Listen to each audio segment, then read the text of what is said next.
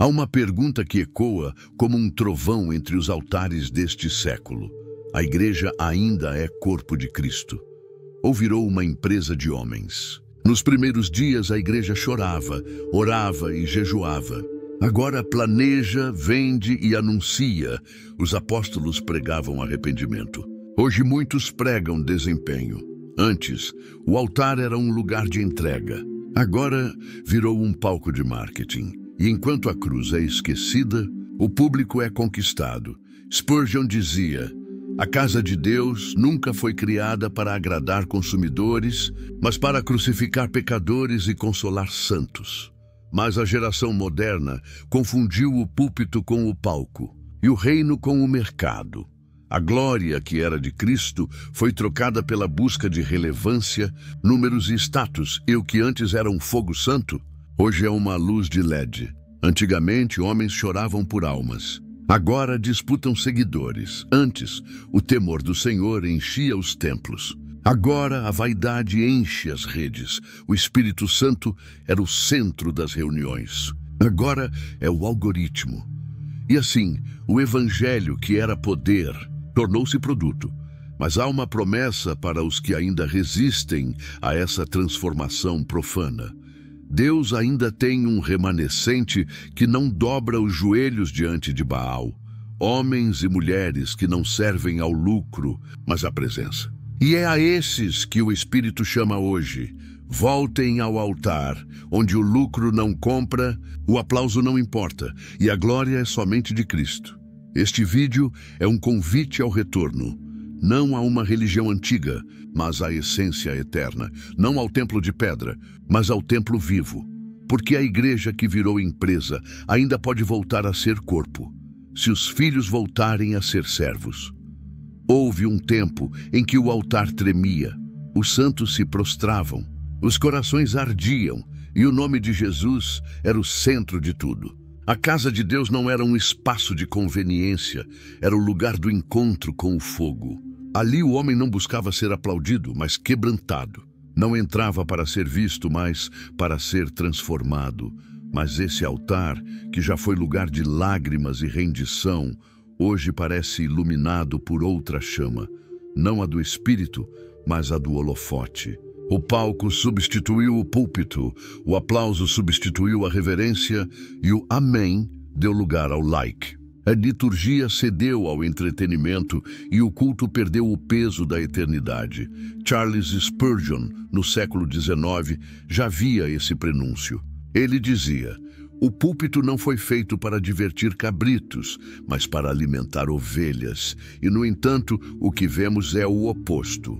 Muitos templos se tornaram teatros e os ministros atores. As palavras foram trocadas por performances e a unção por carisma. O Espírito Santo é convidado a entrar, mas só se couber no roteiro. O culto que era sacrifício virou espetáculo. Spurgeon alertava: quando o homem se torna o centro do culto, Deus se retira silenciosamente. E é esse silêncio que paira sobre muitas igrejas modernas. Um silêncio disfarçado por música alta, por sorrisos, por slogans e campanhas. O som ainda existe, mas a presença se foi. É possível ter estrutura, som e luz, e ainda assim estar espiritualmente vazio. O altar, que deveria ser o lugar de morte do ego, se tornou o palco onde o ego é exaltado. Pregadores competem por influência, não por almas. Ministérios disputam visibilidade, não santidade. E o povo, ao invés de buscar o arrependimento, busca experiências que alimentam o emocional, mas não curam o espiritual. Spurgeon dizia: não há pior engano do que uma religião que emociona o coração, mas não transforma o caráter. E é exatamente isso o que vemos. Um evangelho reduzido à sensação. Um culto planejado para agradar sentidos, não para confrontar pecados. A música se tornou mais importante que a mensagem. A estética mais relevante que a verdade. O altar virou palco e o culto virou show. Nos dias dos apóstolos, o poder vinha da oração. Hoje, vem do marketing. Antes, o ministério era fruto de quebrantamento. Agora, é fruto de networking. E o espírito que inspirava profetas agora é substituído por planejamentos estratégicos. A igreja moderna se tornou especialista em produzir movimento, mas incapaz de gerar arrependimento. Spurgeon advertiu: Deus não precisa de talento, precisa de santidade. O Espírito não unge vaidade, unge verdade. Mas o que é raro hoje é exatamente isso: verdade. Os púlpitos estão cheios de discursos motivacionais, mensagens genéricas e teologias que vendem sucesso, mas não exigem cruz. A linguagem mudou. O pecado virou erro, a santidade virou opinião e o evangelho virou produto. O altar virou palco porque o coração do homem quis ser centro, e o resultado é uma igreja que fala de Deus, mas vive para si mesma. Cantamos sobre o reino, mas planejamos como impérios. Falamos de fé, mas confiamos em números. Pregamos sobre dependência, mas buscamos patrocínio. O altar virou palco porque deixamos de ter lágrimas. Spurgeon dizia: o dia em que os cristãos deixarem de chorar pelos perdidos será o dia em que o Espírito Santo deixará de visitá-los. E este é o tempo em que vivemos. Templos cheios, mas olhos secos. A emoção corre solta, mas o arrependimento é raro. A alegria é barulhenta, mas a santidade é silenciosa e, portanto, esquecida. Contudo, Deus nunca abandonou os altares. Ele apenas espera que alguém os restaure. Antes de avivar o mundo, o Senhor precisa purificar o templo. Antes de reacender o fogo, Ele precisa derrubar os palcos. O verdadeiro avivamento não começa com instrumentos afinados, mas com corações rasgados. Spurgeon dizia: a igreja só é poderosa quando volta a ser simples. E só é viva quando o altar volta a ser altar. Não. É a produção que traz a glória. É a pureza. Não. É a agenda que move o céu. É o arrependimento. Não. É o palco que transforma. É o espírito, o altar que virou palco ainda pode ser restaurado, mas será com lágrimas, não com luzes. Quando a igreja voltar a se ajoelhar, o fogo voltará a descer. Quando os ministros deixarem de buscar fama e voltarem a buscar santidade, o perfume da presença voltará a encher o templo. E nesse dia, o mundo saberá que a igreja de Cristo nunca foi uma empresa. Foi, e sempre será o corpo vivo do Deus eterno. O evangelho nasceu no sangue, mas hoje é vendido em prateleiras. Nasceu em altares de renúncia, mas agora é embalado com slogans. O que começou como um chamado ao arrependimento, tornou-se uma estratégia de crescimento. O nome de Cristo, que um dia foi símbolo de entrega, hoje é usado como marca registrada. Spurgeon dizia: o evangelho não é uma mercadoria para ser vendida, mas uma mensagem para ser proclamada, mesmo que o preço seja a própria vida. Mas a igreja moderna parece ter esquecido isso. O púlpito virou vitrine e a cruz um logotipo. O negócio do reino cresceu tanto que, em muitos lugares, já não há espaço para o reino em si. Tudo é planejado, mensurado, monetizado. Até a fé precisa de marketing e o arrependimento precisa ser atraente. Os apóstolos iam às ruas sem ouro nem prata, mas com fogo e poder. Hoje muitos sobem ao altar com patrocínio, mas sem presença. Pregam sobre prosperidade, mas não conhecem pobreza de espírito. Falam de colheita, mas nunca semearam lágrimas. A mensagem deixou de ser um clamor e virou um produto de consumo, ajustado para o gosto do cliente. Spurgeon alertava: quando o pregador teme perder a aprovação dos homens, ele já perdeu o favor de Deus. E é esse o espírito que governa boa parte da igreja moderna. O medo de ofender, o medo de diminuir o público, o medo de parecer duro demais. Assim, o evangelho é moldado, diluído, suavizado, até que não fira ninguém. Mas o evangelho verdadeiro fere antes de curar. Ele corta antes de sarar. Ele humilha antes de exaltar. O problema é que a verdade não vende tão bem quanto a promessa de conforto. E no mercado da fé, o que mais importa é o retorno. Resultados, engajamento, crescimento, posicionamento, palavras empresariais se tornaram o novo vocabulário da igreja. E o púlpito, que deveria ser uma fornalha profética, agora funciona como uma sala de reuniões. Spurgeon dizia: se você quiser atrair o mundo com as mesmas armas dele, precisará continuar mundano para mantê-lo. E é isso que temos feito, adaptado o evangelho para que caiba no apetite da carne. Trocamos a pregação pela performance, a disciplina pela popularidade e a salvação pela simpatia. A cruz, que deveria ser um convite à morte do ego, virou um amuleto de autopromoção. A cada domingo, multidões se reúnem não para adorar, mas para consumir. Buscam uma palavra, como quem busca um produto que resolva problemas, e não um Deus que governe a alma. Querem bênçãos rápidas, respostas simples e emoções intensas. Mas o Evangelho de Cristo não foi criado para agradar o consumidor. Foi criado para crucificar o pecador. Spurgeon advertia: o Evangelho não é uma oferta limitada, é uma convocação santa. Ele não pede a sua opinião, exige a sua rendição. E esse é o ponto que o mundo moderno não suporta: rendição. O homem de hoje aceita tudo, menos se curvar. Quer Deus, mas não quer Senhor. Quer o céu, mas não quer a cruz.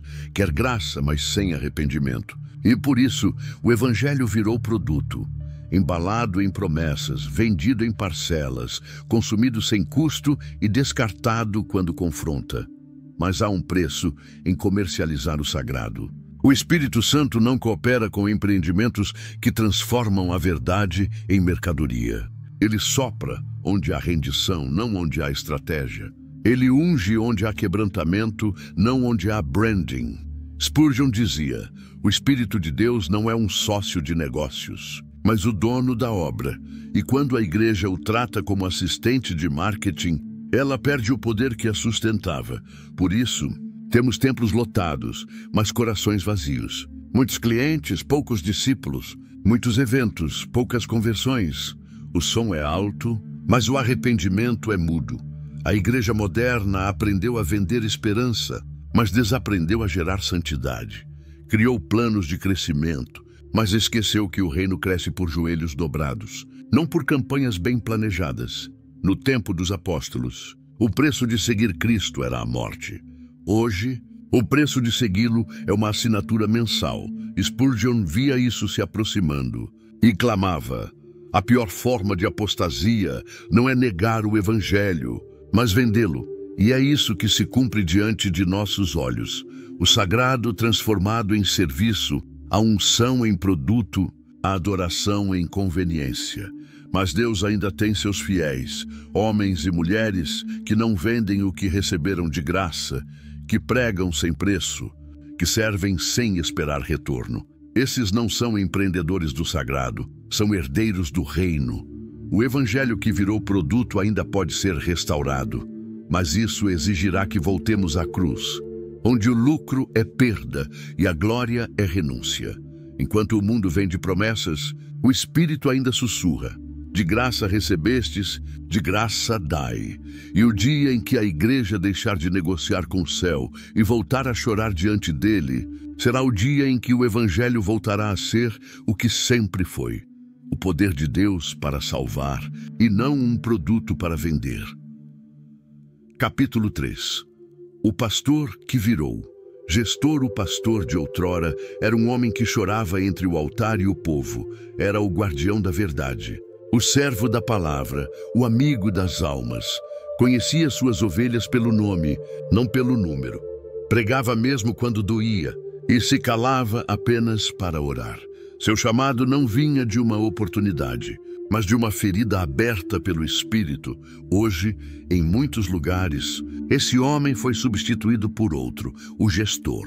Um homem eficiente, articulado, estrategista, mas vazio de lágrimas. Sabe lidar com planilhas, mas não com quebrantamento. Sabe administrar recursos, mas não discernir espíritos. E enquanto o pastor desaparece, o gerente assume o púlpito.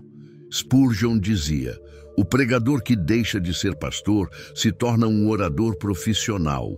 E o povo deixa de ser rebanho para virar audiência. E é exatamente isso que o espírito da época tem produzido. Líderes treinados para administrar, mas não para interceder. Homens capazes de projetar metas, mas incapazes de carregar cruzes. Ovelhas bem organizadas, mas espiritualmente desnutridas. O pastor que virou gestor mede o sucesso por resultados, não por arrependimento. Sua linguagem é corporativa, seu foco é expansão e seu objetivo é relevância. Mas o reino de Deus não se expande por eficiência, se expande por obediência. Não é o planejamento que traz o avivamento, é o joelho que o sustenta. Spurgeon advertia: nenhum homem pode guiar o rebanho de Cristo se não tiver aprendido a andar de joelhos. Mas o novo modelo pastoral prefere o palco à caverna, o congresso à solitude, a influência à intimidade, e o resultado é uma geração de líderes exaustos, ocupados com a obra de Deus, mas distantes do Deus da obra. Pregam sobre descanso, mas vivem aflitos. Falam de fé, mas dependem de números. Querem cuidar de ovelhas, mas esqueceram de se ajoelhar por elas. O pastor que virou gestor não é necessariamente um homem mau. É um homem deslocado. Foi moldado por um sistema que o convenceu de que eficiência é mais importante que presença. Mas Spurgeon dizia: é melhor um pastor ignorante, mas cheio do Espírito, do que um erudito sem unção. O primeiro alimenta com lágrimas, o segundo com slides, um conduz à vida, o outro ao aplauso. A modernidade ensinou os líderes a crescer, mas esqueceu de ensiná-los a diminuir. Jesus disse: apacenta as minhas ovelhas, mas o mercado religioso traduziu: gerencie seus resultados. O pastor que antes carregava uma cruz, agora carrega um cronograma. O que antes pregava até o coração queimar, agora fala até o tempo acabar. Spurgeon via isso e lamentava: quando o pastor deixa de ser homem de oração, a igreja deixa de ser casa de poder. E é por isso que muitos templos são bonitos, mas frios. Tem som, mas não tem clamor. Tem estrutura, mas não tem lágrimas. Tem direção, mas não tem unção.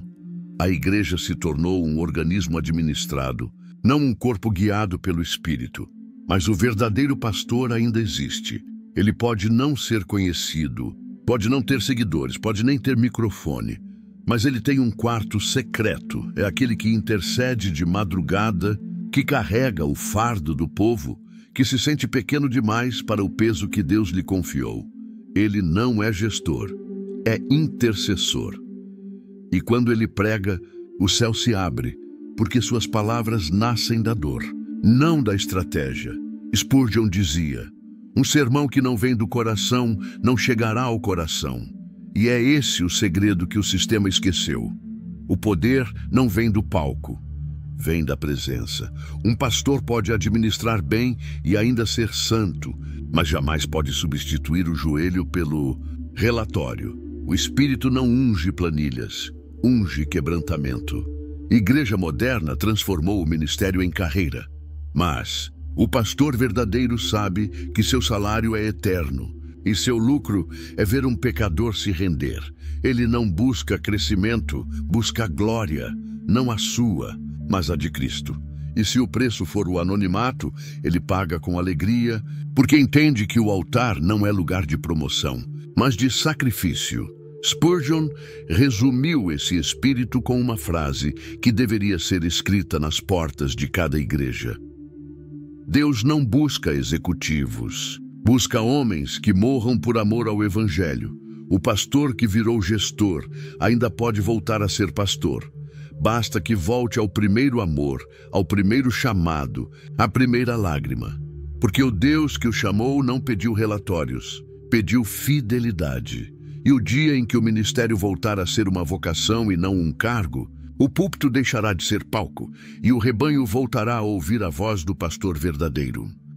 Houve um tempo em que a igreja não tinha estrutura, mas tinha poder. Não possuía templos luxuosos, mas tinha o fogo do céu. Não tinha marketing, mas tinha o Espírito Santo. E com esse poder invisível, abalou impérios, converteu nações e transformou o mundo. Hoje, a história parece ter se invertido. Temos tecnologia, mas perdemos a unção. Temos sistemas, mas perdemos o sopro. Temos planejamento, mas não temos presença. E a igreja que antes se movia pelo Espírito, agora se move por cronogramas. Spurgeon dizia: uma igreja sem o Espírito Santo é tão inútil quanto um corpo sem alma. E, no entanto, quantas igrejas hoje vivem exatamente assim, com aparência de vida, mas mortas por dentro? Continuam funcionando, mas não florescem. Falam de avivamento, mas não o experimentam. Cantam sobre fogo, mas estão frias. O Espírito foi substituído pelo sistema. Um sistema que promete eficiência, mas entrega vazio. Os primeiros cristãos esperavam o mover do céu antes de dar um passo. Hoje, muitos esperam o calendário da denominação. Eles oravam por direção. Nós planejamos reuniões. Eles jejuavam por poder. Nós ensaiamos apresentações, e o que era casa de oração virou sede administrativa. Spurgeon advertia: se o Espírito Santo se retirasse da igreja, 90% do que fazemos continuaria. E ninguém perceberia. Essa é talvez a frase mais assustadora que ele já disse, porque o sistema aprendeu a funcionar sem dependência. O homem aprendeu a organizar o sagrado, a substituir o vento por ventiladores, a trocar o clamor pela agenda. Mas o Espírito não se programa, ele sopra. E onde há controle humano absoluto, o sopro divino se cala. A igreja moderna confunde ordem com ausência de fogo. O Espírito é confundido com emoção e o controle com reverência. Por medo do escândalo, apagaram o fogo. Por medo do exagero, silenciaram o mover. Mas, como dizia Spurgeon, é melhor fogo com fumaça do que cinza fria sem vida. O Espírito Santo não veio para ser domesticado, veio para incendiar. Quando o sistema substitui o Espírito, o culto vira evento, o ministério vira carreira e o avivamento vira lembrança. A técnica, mas não há poder. A música, mas não há lágrimas. A palavra, mas sem espada. O resultado é uma igreja eficiente, mas sem eternidade. Uma igreja que emociona, mas não transforma. O Espírito Santo não se move onde há orgulho, ele habita onde há rendição. E o sistema religioso moderno é orgulhoso, autossuficiente, tecnológico, metódico, mas espiritualmente estéril. Quer resultados sem arrependimento, crescimento sem consagração, visibilidade sem oração. Mas o Espírito não coopera com isso. Ele não é funcionário da igreja. Ele é o Senhor dela. Spurgeon dizia: a igreja que tenta viver sem o Espírito Santo morrerá sem perceber. E essa é a morte mais perigosa. A morte que continua cantando, pregando, construindo, mas sem o toque do céu. O Espírito foi substituído porque o homem quis controle. Mas onde há controle, não há fé. Onde há sistema, não há dependência. E onde não há dependência, o sobrenatural deixa de acontecer. O Espírito Santo não segue cronogramas. Ele cria momentos eternos. Ele não se limita a estruturas. Ele sopra sobre corações. E quando ele é livre, até o mais simples se torna glorioso. Um hino sem harmonia pode incendiar um povo. Uma oração tímida pode mover o céu. Uma lágrima pode abrir os céus. Mas onde o sistema reina, até o mais belo se torna estéril. Spurgeon pregava: é o Espírito quem dá vida à letra. Sem ele, até a Bíblia vira um livro fechado. E quantos hoje leem, estudam e pregam, mas não escutam? Transformaram o Espírito em doutrina, o poder em conceito e o avivamento em nostalgia.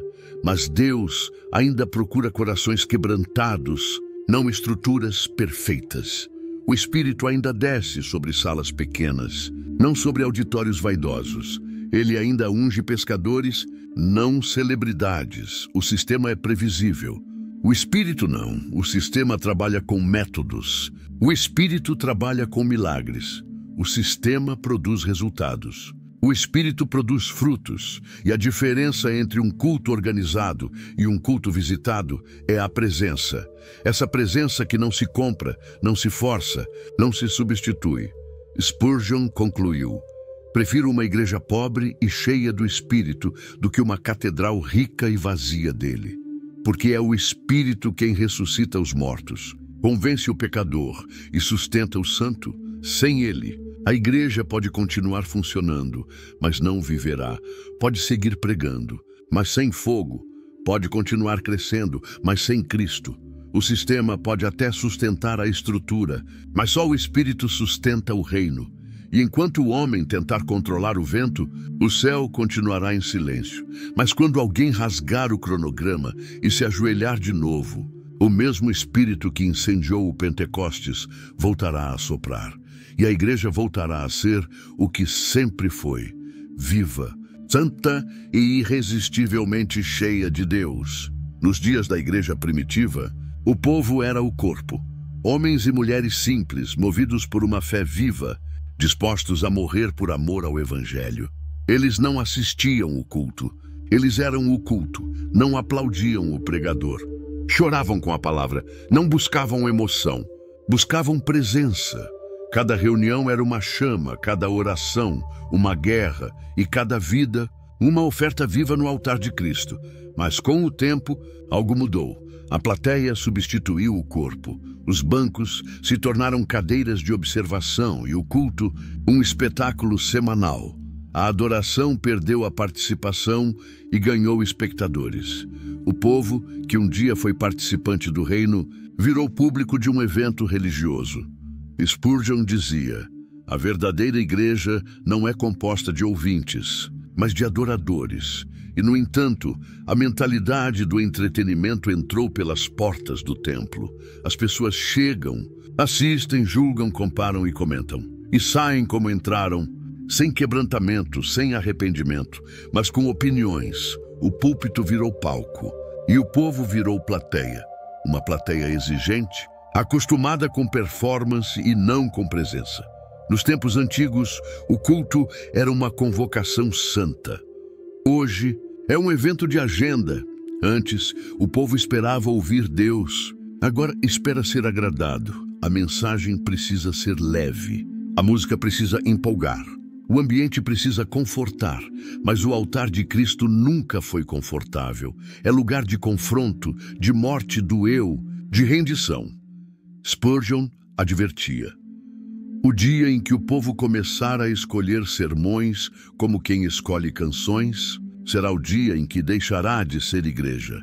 E esse dia chegou. O público moderno consome o Evangelho como um produto. Se agrada, compartilha. Se confronta, cancela. E o resultado é uma geração de ouvintes que aplaudem o que não praticam, que amam o louvor, mas rejeitam o arrependimento. O público busca sensações. O povo busca transformação. O público se reúne por afinidade. O povo, por propósito. O público quer ser servido. O povo, servir. E entre esses dois grupos está o abismo que separa a igreja viva da igreja cenográfica. Spurgeon dizia: não há nada mais trágico do que uma multidão religiosa sem fome de Deus. E é exatamente isso que vemos hoje. Templos cheios de gente, mas vazios de presença. Aplausos substituíram as lágrimas. E a reverência deu lugar ao entretenimento. O culto que deveria ser encontro virou agenda.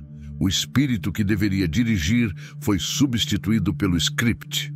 O público é volátil. Aplaude hoje, abandona amanhã, ama enquanto é agradado, critica quando é confrontado. Por isso, o público não sustenta o reino. O povo sustenta. O povo fiel não depende de palco, de som, de estrutura. Ele depende do fogo. É aquele que chega antes de começar e permanece mesmo depois do amém, porque não veio para assistir, veio para oferecer. Spurgeon pregava: a verdadeira adoração começa quando o homem esquece o mundo e lembra quem é Deus. E é isso que falta. Uma geração que volte a se lembrar de Deus, não apenas de seus desejos, Uma geração que entre na casa de oração, não para buscar sensações, mas para entregar o coração. Uma geração que entenda que o culto não é experiência estética, é experiência espiritual. O povo que virou público perdeu a essência, esqueceu que a igreja não é auditório, é corpo. Não é plateia, é noiva. Não é evento, é guerra. O culto não é entretenimento, é sacrifício. E Deus não procura espectadores, procura adoradores. Ele não busca quem o aplauda, mas quem o obedeça. O público vem por curiosidade, mas o povo vem por fé. Spurgeon dizia: Deus não mede a igreja pelo número dos que ouvem, mas pela profundidade dos que creem. E talvez seja por isso que o céu às vezes se cala, porque fala com corações, não com plateias. Enquanto muitos esperam um espetáculo, Deus ainda sussurra aos que permanecem em silêncio. Enquanto o público se dispersa, o remanescente se ajoelha. Enquanto as multidões buscam emoção, os fiéis buscam unção. Mas ainda há esperança, porque mesmo entre o público, Deus está chamando de volta o seu povo. O Espírito ainda toca os corações que se cansaram de apenas assistir. E no meio da música, da luz e da pressa, ele ainda encontra aqueles que dizem: Senhor, não quero ser espectador, quero ser altar. Spurgeon concluiu: o avivamento virá quando o público voltar a ser povo.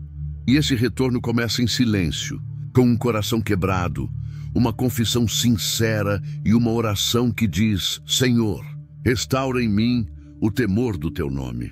Porque o público busca um culto memorável, mas o povo busca uma presença inesquecível. E quando o público se tornar povo novamente, o fogo voltará a descer, e a igreja voltará a ser o que o inferno sempre temeu, um corpo vivo cheio do Espírito Santo. O Evangelho é simples, puro e eterno.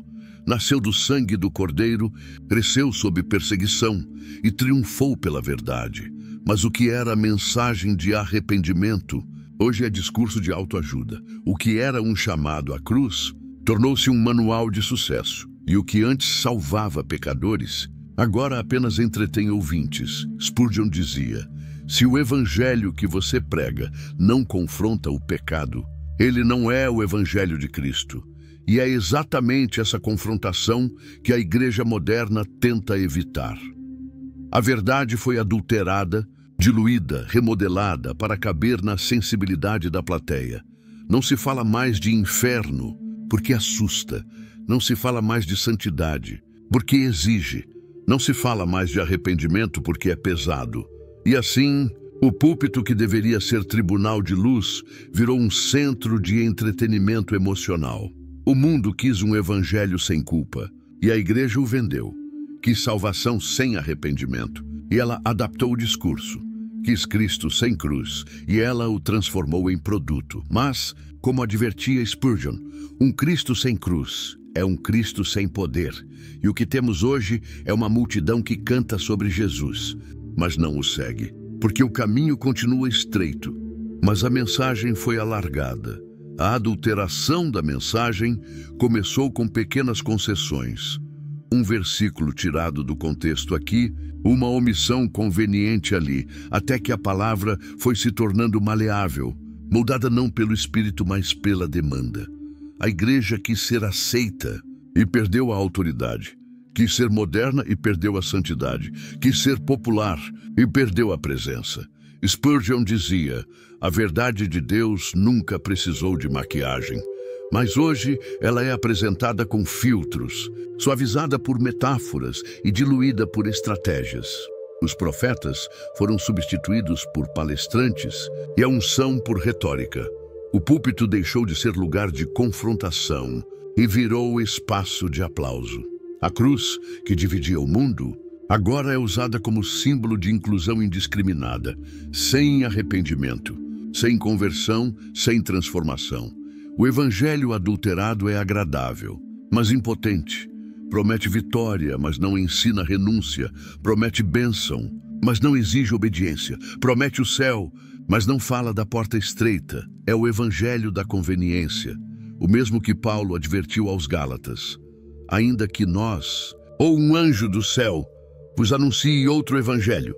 Seja anátema. E é exatamente esse o perigo do nosso tempo. Um outro evangelho sendo pregado com o nome de Cristo. Um evangelho de conforto, de autoajuda espiritual, de positividade sem conversão. Mas Spurgeon dizia: a mensagem de Cristo não veio para deixar o homem confortável no pecado, mas para libertá-lo dele. Por isso a mensagem adulterada é mais perigosa do que a heresia aberta, porque ela parece verdadeira, mas mata lentamente, é doce ao paladar, mas amarga a eternidade. Hoje, muitos pregadores preferem ser aceitos a serem fiéis. Preferem construir fama a carregar cruz. Preferem seguidores a discípulos. E assim, o púlpito se tornou vitrine de personalidades, não de princípios. A voz profética foi silenciada em nome da diplomacia. Mas o céu não se move por discursos polidos, se move por corações rasgados. Spurgeon alertava: um pregador que não fala do inferno está enviando pessoas para lá em silêncio. A verdade não deixa de ser verdade por ser impopular. E o dever da igreja não é tornar o evangelho aceitável, é torná-lo inegociável. A palavra de Deus não precisa de edições, precisa de vozes, homens e mulheres que preguem como se o inferno ainda existisse, porque ele existe. A mensagem adulterada promete prosperidade, mas produz vazio, promete liberdade, mas alimenta o ego, promete luz, mas apaga o temor. E no fim não resta conversão, apenas consumo religioso. Mas o evangelho verdadeiro é o oposto disso. Ele mata o velho homem para dar vida ao novo. Ele quebra antes de restaurar. Ele humilha antes de exaltar. Ele fere antes de curar. Porque é no pó da rendição que nasce o perfume da graça. Spurgeon dizia: prefiro ofender com a verdade do que consolar com a mentira.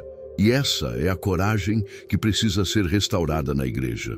O pregador moderno teme perder o público, mas o profeta teme perder a presença. E Deus ainda fala por meio dos que preferem o altar ao aplauso.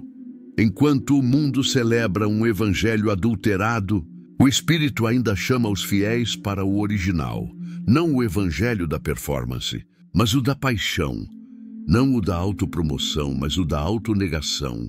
Não o do conforto, mas o da cruz, onde Spurgeon encerrou um de seus sermões dizendo: se Cristo não for o centro, o púlpito é um engano. E talvez essa seja a frase que define o tempo em que vivemos, porque onde a mensagem é adulterada, Cristo deixa de ser o centro e o homem toma o trono. Mas há um remanescente, homens e mulheres que ainda amam a verdade mais do que a reputação, que ainda pregam o evangelho original, mesmo que o mundo os odeie. E enquanto houver um só pregador disposto a chorar, em vez de vender, o evangelho continuará puro, poderoso e indestrutível. Há um clamor silencioso ecoando em toda a terra. Não vem dos palcos, nem dos auditórios. Vem dos corações que ainda sentem falta da presença. É o gemido dos que olham para a igreja moderna e perguntam: Senhor, onde está o fogo que um dia ardeu em nós? Spurgeon dizia: quando a igreja se afasta de Cristo, ela continua com ritos, mas perde a vida. E o maior milagre não é quando o morto ressuscita, mas quando a igreja morta volta a respirar. E é disso que precisamos, não de novos métodos, mas de um novo sopro. A restauração não virá de estratégias humanas, mas do mesmo Espírito que desceu no Pentecostes. O retorno da igreja verdadeira começa quando o povo volta a se ajoelhar. A igreja verdadeira não se mede por seguidores, mas por frutos. Não se sustenta por aplausos, mas por oração. Não vive de números, vive de lágrimas. E quando ela volta a esse lugar, o céu volta a descer. Nos dias antigos, os crentes eram perseguidos, mas poderosos. Hoje, são populares, mas impotentes. Mas Deus está levantando uma geração que prefere o deserto ao palco, a fidelidade à fama, o altar ao sistema. Homens e mulheres que não negociam o sagrado, que não vendem o que receberam de graça, que não pregam por aprovação, mas por obediência. Spurgeon dizia: o verdadeiro cristão não é reconhecido pela roupa que veste, mas pelo fogo que carrega. E esse fogo está voltando, não em forma de eventos, mas de quebrantamento, não com luzes, mas com lágrimas, não com barulho, mas com presença. A igreja que parecia morta está sendo despertada de dentro para fora. O vento do Espírito sopra novamente e o altar, antes frio, começa a brilhar. O retorno da igreja verdadeira não será televisionado, será sentido. Enquanto o sistema continua planejando, o Espírito está agindo. Enquanto o palco ainda se acende, Deus reacende corações em secreto.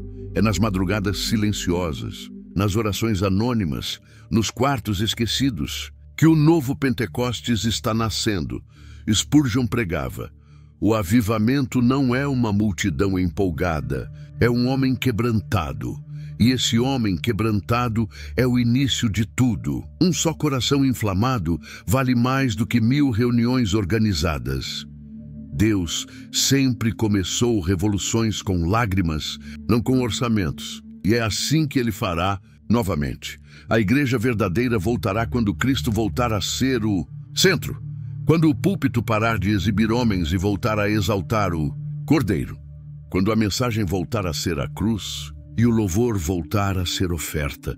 Quando o Espírito voltar a ser o Senhor e o mundo deixar de ser o padrão. Spurgeon dizia: enquanto Cristo for apenas um nome entre muitos, não haverá poder. Mas quando ele for tudo, o céu se abrirá. E esse é o chamado desta geração: remover os ídolos modernos, destruir os altares de vaidade e restaurar o trono do rei no meio da igreja. Porque o mundo não precisa de uma igreja famosa, precisa de uma igreja cheia do Espírito Santo. A verdadeira igreja não compete, intercede, não exibe, serve, não vende, entrega, não busca relevância, busca glória. E quando ela se levantar novamente, o inferno tremerá como nos primeiros dias, porque o reino não será anunciado por influenciadores, mas por intercessores, e o som do avivamento não será aplaudido, será chorado. Spurgeon dizia: a igreja que ora é invencível. Pode ser pequena, pobre e desprezada, mas se ora, ela é mais forte que os impérios.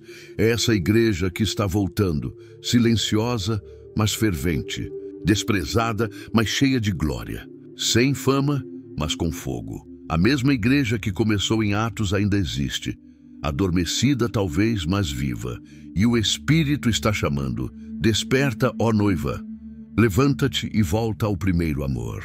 O retorno da igreja verdadeira não é uma utopia, é uma promessa, e essa promessa está se cumprindo agora, no secreto, no invisível, no improvável. Quando o orgulho ceder e a santidade voltar, veremos novamente o que o mundo esqueceu. Uma igreja que não busca poder terreno, porque já carrega o poder do céu. Spurgeon encerra o sermão com palavras que atravessam o tempo: se a igreja voltar ao Calvário, o mundo voltará a Cristo. E é exatamente isso que Deus está fazendo, conduzindo o seu povo de volta ao Calvário, onde tudo começou e onde tudo será restaurado. Não com ouro, não com fama, não com performance, mas com lágrimas, fé e fogo. Porque quando a igreja se rende outra vez ao seu Senhor, ela deixa de ser empresa e volta a ser o corpo vivo do Deus eterno. Se esta mensagem tocou o seu espírito, não a deixe passar como mais um vídeo. O que você acabou de ouvir é um chamado de Deus para um retorno, não a uma religião, mas a uma relação viva com Cristo. A igreja não é empresa, o púlpito não é palco, o evangelho não é produto, e o Espírito Santo não é um assistente. Ele é o Senhor. Esta é a hora de voltar ao primeiro amor, de abandonar o sistema e voltar à presença, de deixar o público e voltar a ser povo, de deixar o palco e voltar ao altar. Charles Spurgeon dizia: quando Cristo for tudo, a igreja voltará a ser santa, e essa santidade começa em você. Por isso, se esta palavra te confrontou, te despertou ou te fez chorar, Escreva nos comentários: Senhor, eu volto ao teu altar.